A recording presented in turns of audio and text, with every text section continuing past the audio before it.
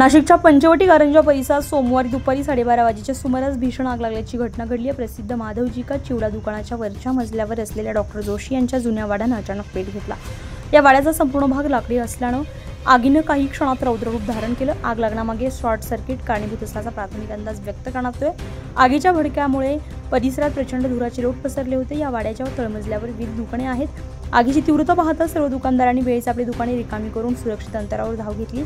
सुदैवानं या घटनेमध्ये कोणतीही जीवितहानी झाली नाही, मात्र वाड्यातील घरगुती वस्तू, फर्निचर, कपडे आणि इतर साहित्य जळून खाक झाले। घटनास्थळी स्थानिक नागरिकांनी तातडीने धाव घेत मदतकार्य सुरू केले। आग लागल्याची माहिती मिळताच अग्निशमन दलाच्या गाड्या तातडीने घटनास्थळी दाखल झाल्या असून आगीवर नियंत्रण मिळवण्यासाठी प्रयत्न सुरू आहेत। न्यूज पोलखोलसाठी नासिर पठाण, नाशिक।